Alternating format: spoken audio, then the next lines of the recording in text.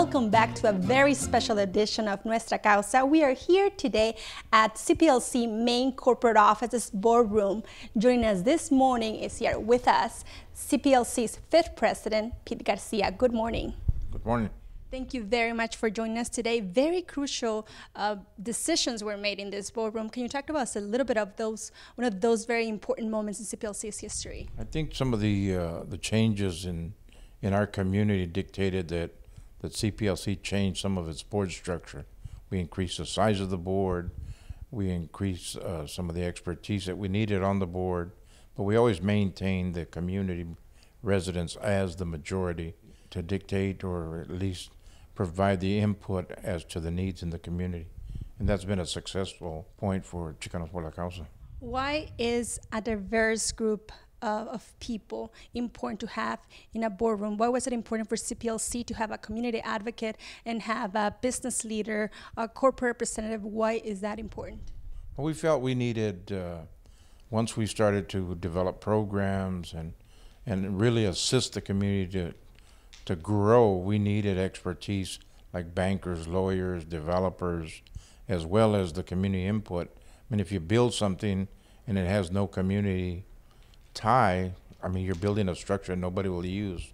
So we needed to tie those individuals that would make the community work and use the facilities, whether it was a domestic violence shelter, an office building, a child care center. We needed it to be something that would function and work for the community. Talking about programs and services, certainly there was expansion of programs and services. Take us back to 1972 when you were started. How was the situation there? What challenges did you confront as a community and in the state? In 1972, I think there was a real downturn in the economy.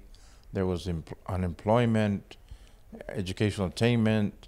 There were some of the problems that we have today, and one of the things, a lot of the work that Chicanos por la Causa did then was start to ramp up the work that they were doing and go out and find resources. We acted as the intermediary between those that had resources and our community that didn't have any, and we were able to grow over time to bring those resources, whether it was brain power, fiscal, resources, or other kinds of resources that our community needed. And we were able to do that. And a lot of those decisions occurred in this room. You were also an ambassador to CPLC. You continue to be, not only in the state, but you have also traveled abroad to talk to other communities on how to do things like we do here. Why is this important?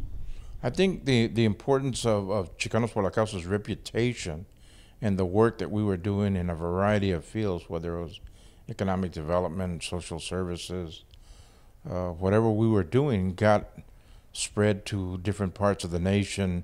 And then we started to have ambassadors come from other countries. We got invited to Japan, to Taiwan, Israel, the United Kingdom, Scotland, Wales, Northern Ireland. A variety of different countries started to ask and send ambassadors to Chicanos por la Causa to look at some of the programming that we were doing and how we had intermeshed the community and the business community to make changes that would influence and help our community grow. And then they asked us to go and show them how some of our programs worked. So there were projects that were created in other countries mirroring what we created here in the state. Yeah, if you go to some of the countries that we were involved with, and that we continue to be involved with. We have a credit union that we helped start in a small town called Clonefley. We started and provided some input for a project in one of the second largest city in Wales. It's called the Phoenix Project. So there's an influence that we've been able to provide and highlight the work that we were doing.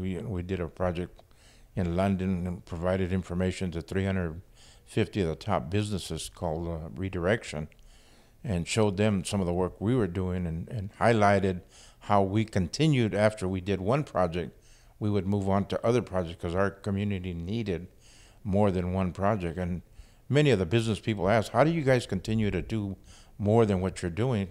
Here like in the United Kingdom, they do one project and stop. And our response was our community has a a multi-year need for projects and work programs, and we've continued to continue that work. As we celebrate Arizona Centennial, what do you feel is the most important contribution that CPLC has brought to the state? I think besides all the physical structures and all the programs that we've developed, I think the leadership and the way we've changed the attitude of how people look at Latinos in Arizona. And if you look at the landscape in Arizona, the leadership is there, from the governor's office down to the city councils to school boards. We have people involved and continue to be involved. And we felt that it was very important that people understand they needed to be involved. Whatever happened after 5 o'clock was how we were going to make changes in this community, how you were involved in the Little League, the school board, what have you, to make changes for the benefit of the people that we work with. Thank you very much for coming to our home this morning, and to you for joining us today. We'll have much more when we come back on this very special edition of Nuestra Causa.